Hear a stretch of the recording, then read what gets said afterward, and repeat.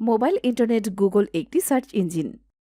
এটি আপনাকে আপনার আগ্রহের যে কোনো বিষয় সম্পর্কে তথ্য খুঁজে পেতে সাহায্য করে, যার মধ্যে রয়েছে চাকরি, স্থান, রেসিপি, সিনেমা, গান, খবর এবং আরও অনেক কিছু।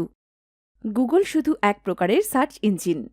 অন্য অনেক সার্চ ইঞ্জিন আছে যা একইভাবে কাজ করে। আপনি আপনার স্মার্ট বা ফিচার ফোনে গুগল খুঁজে পাবেন। আপনি যদি কিছু অনুসন্ধান করতে চান, গুগল আইকনটি খুঁজে বার করুন এবং সেটিকে ট্যাপ করুন। গুগল নামের নিচে আপনি একটি সার্চ বক্স দেখতে পাবেন। আপনি যা কিছু অনুসন্ধান করতে চান তার নাম টাইপ করুন। আপনি টাইপ করতে না চাইলে সার্চ বক্সের ডান দিকে মাইক্রোফোন আইকনে ট্যাপ করুন। আপনার কথা জোরে, স্পষ্টভাবে এবং ধীরে ধীরে বলুন।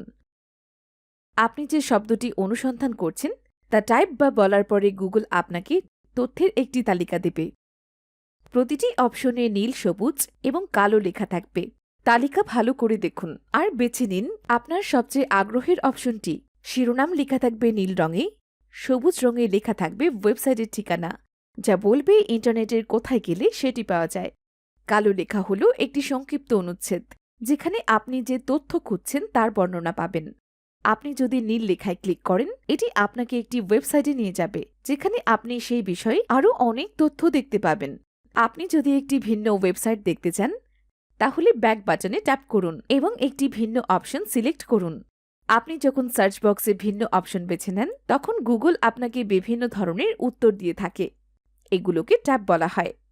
ট্যাবগুলোতে all, images, maps, videos, news এবং অন্যান্য অনেক কিছু অন্তর্ভুক্ত রয়েছে। উদাহরণস্বরূপ, আপনি যদি অল নির্বাচন করেন, তাহলে গুগল আপনাকে লভ্য ওয়েবসাইটগুলো দেখাবে।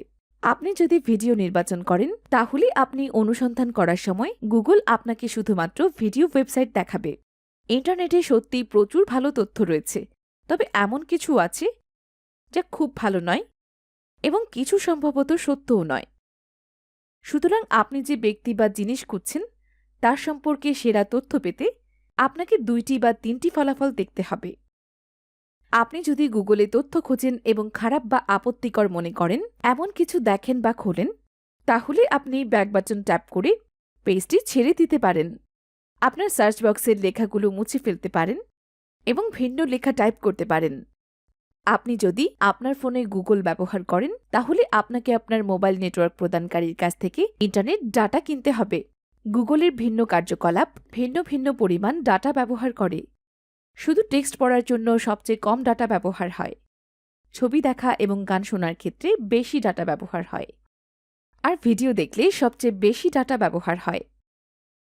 মোবাইল ইন্টারনেট আপনার ফোনে তথ্যের জগৎ নিয়ে এসেছে। আজই একবার ট্রাই করে দেখবেন নাকি?